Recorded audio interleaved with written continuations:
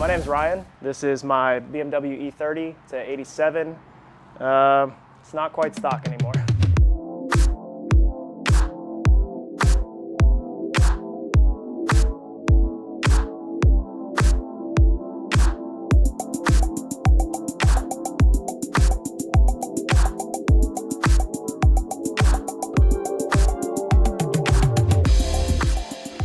Grew up working on cars, like around my dad, and just getting yelled at and holding flashlights, basically. That led to taking all the auto tech classes in high school, basically, which was worse than drugs. So now I'm hooked on cars. And it was like maybe like 15, 16 when I started getting into bikes and like street bikes. Again, very dangerous thing to get into, not because of like the actual danger, but because like you'll spend way too much money. I don't know, I've had 10, 15 different motorcycles. Kind of got out of that, got a little older, so I'm 29 now, about to push 30. Started working on cars, like building nice cars, probably about 3 or 4 years ago. Started with a Miata. It was a 97 Miata M Edition. Ended up painting it, doing a bunch of body work to it, slammed it, put it on air cups, so like adjustable suspension basically. It turned up being like a $20,000 Miata in the end. It looked like an Arizona green tea can. You guys have probably seen it. After that, it just kind of got boring. It only made 250 wheel. I ended up trading that, like actual trading it for an R32 sedan.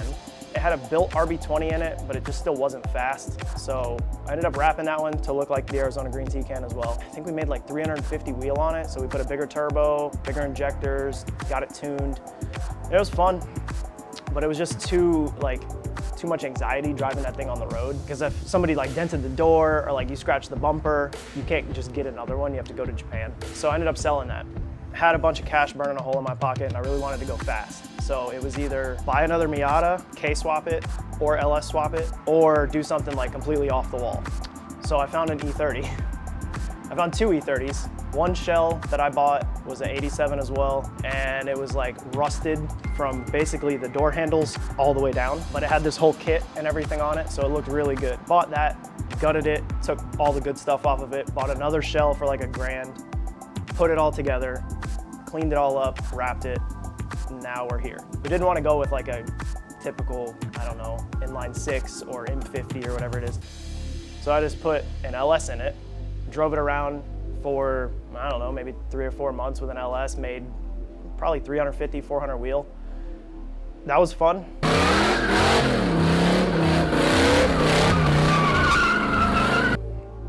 And then I started hanging out with the Boosted boys, and they're a bad influence, so we turboed it, twin turboed it, and now we're here. And it's fun. It makes like 636 wheel horsepower. It's an LS1.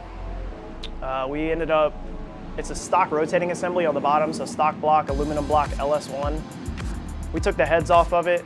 We put 243 heads on it. They're from like a Gen 4 block, a lot better flowing heads.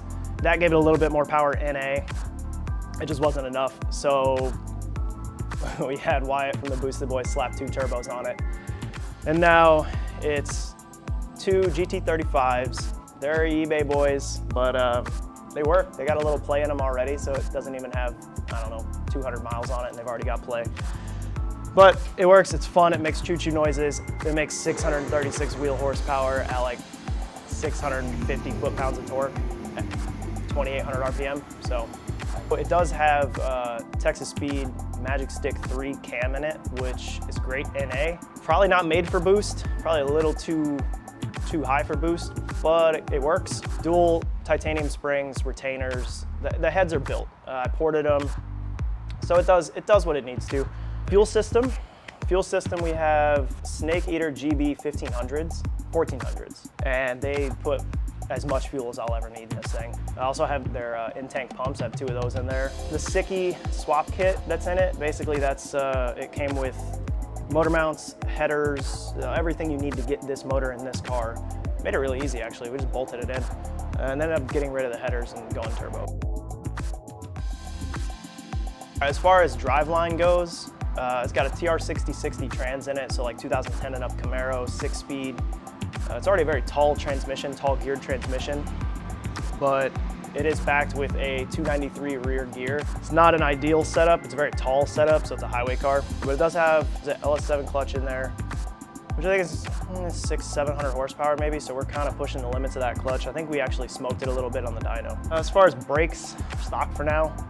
Definitely need to upgrade that. Chase Bays makes a delete kit, so it's just a single master because you can't fit a booster in there with this LS. The head sits right where the booster goes. So it's manual brakes, stock rotor size, stock calipers. Not ideal. Does not like to stop, but it likes to go. As far as wheel and tire go, they are Rotiform RSEs. I believe they're 17x9s. And I partnered with Cosmo Tires, and they said they could wrap them with some Mucho Machos, and that's their like performance / road tire. I was like, it may not be enough grip. They're like, just try it. So I put them on there and went to like a drift night when it was NA still, and sure enough, they grip. So I've kept them on there ever since, and they're decent tires. But it's got Airlift 3-peak kit. So bags all around. It's not the auto level height one. It just goes by pressure, which sounds great. You know, all you E30 guys that are, you know, stock E30 motor and drivetrain and stuff, you're like, yeah, bags all the way. I've blown through 2 bags now and 6 axles because the height is just not right. In order for it to actually not snap axles and like rub through the bags, you have to keep it like monster truck height. So it's on air for now, but if we start taking it to the track, we're definitely gonna think about switching up to coils and doing like a nice coil setup on it if we can. If not, we're gonna have to switch to 4-link in the back, which is gonna be a pain, but it's gonna be worth it.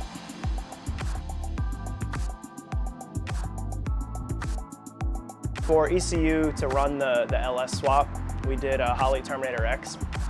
Basically, it just controls everything. Controls fans, controls fuel pumps, anything you want that pertains to the power. Instead of trying to integrate that with the BMW harness and like use the gauges, and we gutted the whole harness. Like every bit of BMW wiring that was in this car is gone. American Auto Wire makes this kit where you just basically, you know, run all the wires you need and they give you a nice fuse box. So we did that, and I was able to keep all the switches and everything, but we didn't get to keep like the nice E30 gauges. Holley makes this nice 7-inch digital screen, and we put that in it. It has like this crazy nice setup on it where you can see all of your cluster on this digital screen right in front of you. It's really nice.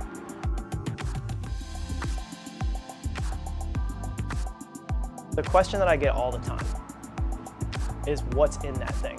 Because you start it and it sounds like a monster. Like it's just loud.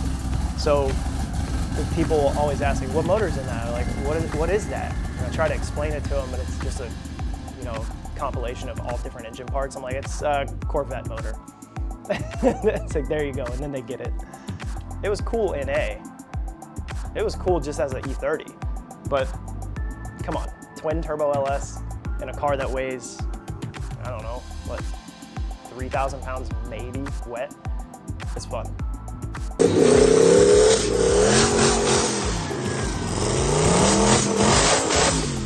you're trying to do something like this, keep it simple is the best method. So if there's 3 different computers you need in order to run the LS, you don't have to get the crazy expensive one. If there's certain things like for safety that you need, if you know the car's fast, get nice belts, get a nice strap system. If you need a roll cage, don't spare money on a roll cage, actually spend a decent amount. But other than that, I mean, keep it simple. That's the best way to do it. Have your friends help out. Everybody likes to work on cars, man. We're all the same. Everybody loves to be a part of a cool project, so don't be afraid to ask for help. We got this thing from a rust bucket shell all the way up to like, without the turbos. It looked just like this, just without the turbos in less than a year. A running LS swap E30. It was awesome. And that was just because everybody helped out.